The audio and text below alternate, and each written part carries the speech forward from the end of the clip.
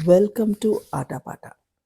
మీ అందరికీ wishing you happy new year అండి. ఈ జనవరి 1కి నేను, నా కూతురు, మా ఆయన, మా అక్క నలుగురం తిరువన్నామలై వెళ్ళాం.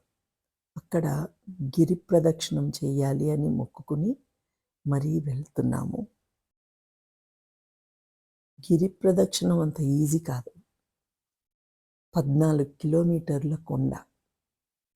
ఆ కొండ చుట్టూ చెప్పులు వేసుకోకుండా శివ సహస్రనామం చెబుతూ నడవాలి.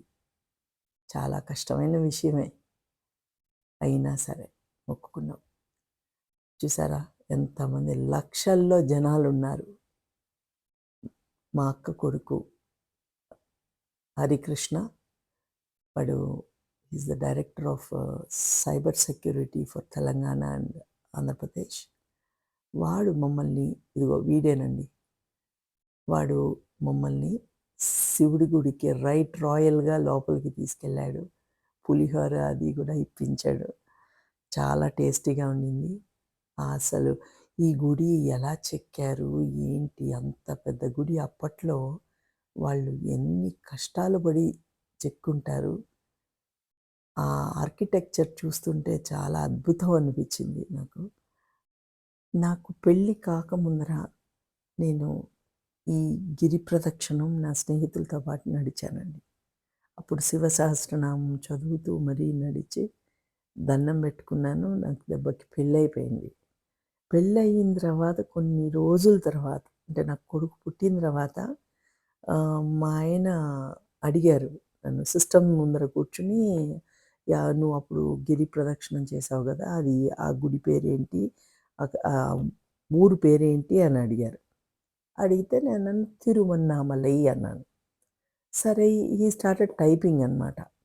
తిరువన్నామలై అని ఆయన టైప్ చేస్తున్నప్పుడు నాకు మనసులో అనిపించింది, అరే మనకి చక్కగా దేవుడికి దండం పెట్టుకున్న తర్వాత నాకు పెళ్ళైపోయింది, కానీ శివుడి పేరు పెట్టుకోలేదు నా కొడుక్కి, వనమాలి అని పెట్టుకున్నాను నేను అనేసి చాలా ఫీల్ అవుతూ నేను ఆయన టైప్ చేయడం చూస్తున్నాను అనమాట.